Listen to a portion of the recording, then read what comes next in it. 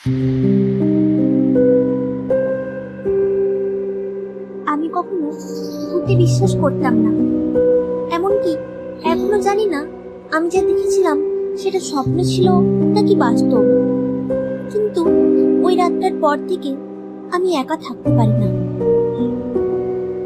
ঘটনাটা আজ থেকে প্রায় 4 বছর আগে। আমি তখন কলকাতার এক ছোট পত্রিকায় সাংবাদিক হিসেবে কাজ করি। পত্রিকাটার নাম ছিল আলোকধারা, সাপ্তাহিক সংস্করণ। থাকার জন্য শহর থেকে একটু দূরে নদীর পাড়ে এক পুরনো দোতলা বাড়ি, চারপাশে গাছপালা, আর সামনেই এক পুরনো গির্জার ধ্বংসাবশেষ। এমন এক বাড়ির খোঁজ পেয়েছিলাম। ভাড়ার দাম অস্বাভাবিক কম হওয়ায় সন্দেহ হওয়ারই কথা ছিল, তবু সেদিনের মতো একটা ঘর দরকার ছিল, তাই না ভেবেই ভাড়া নিয়েছিলাম। বাড়ির মালিক ছিলেন এক বৃদ্ধা, অদ্ভুত রকম শান্ত মুখ, চোখে যেন কষ্টের ছায়া। তিনি শুধু বলেছিলেন, রাত 12টার পরে বাইরে যেও না, কেউ ডাকলেও দরজা খুলবে না। আমি অত গুরুত্ব দিইনি কথাটা, কিন্তু এখন বুঝি ওটাই আমার জীবনের সবচেয়ে বড় ভুল ছিল। সেদিন ছিল শনিবার, অফিসে প্রচুর কাজ, ফিরে এলাম অনেক রাত করে। ঘড়িতে তখন কটা বাজে, ওই 11:30 হবে হয়তো। শহরের আলো এখানে তেমন আসে না, শুধু দূরে নদীর ঢেউয়ের শব্দ আর পোকামাকড়ের আওয়াজ। আমি ঘরে ঢুকে ব্যাগ রাখলাম, একটু গরম জল করলাম চা বানানোর জন্য। হঠাৎ মনে হলো বাইরে কে যেন হেঁটে যাচ্ছে। চুপচাপ ধীর পায়ে কারো হাঁটার শব্দ পেলাম।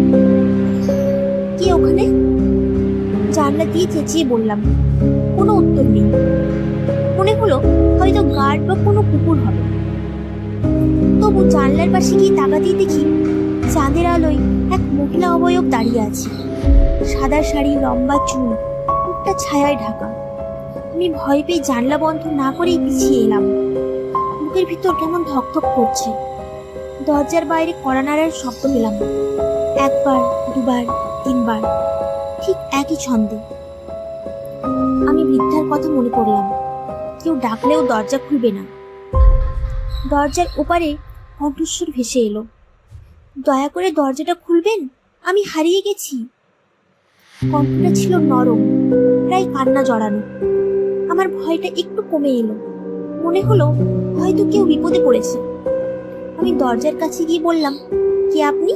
কি হয়েছে? কোনো উত্তর নেই। তারপর আবার সেই একই ছন্দে 3বার কড়া নাড়ার শব্দ। আমি জানলাটা একটু খুলে দেখলাম, কেউ নেই, শুধু সাদা কাপড়ের মতো কিছু হাওয়ায় উড়ছে। ঠিক তখনই দরজার তলা থেকে ঠান্ডা কুয়াশার মতো ধোঁয়া ঘরে ঢুকতে শুরু করলো। ঘরের বাতি একবার জ্বলে উঠলো, তারপরে নিভে গেল। পুরো ঘর ডুবে গেল আধো অন্ধকারে। চোখে মুখে ঠান্ডা হাওয়া লাগছে। আমি পেছনে তাকালাম, কেউ নেই, কিন্তু আয়নায় দেখলাম আমার ঠিক পেছনে একটা ছায়া দাঁড়িয়ে আছে, মানুষের মতো কিন্তু আবছা, মাথাটা একটু কাত হয়ে।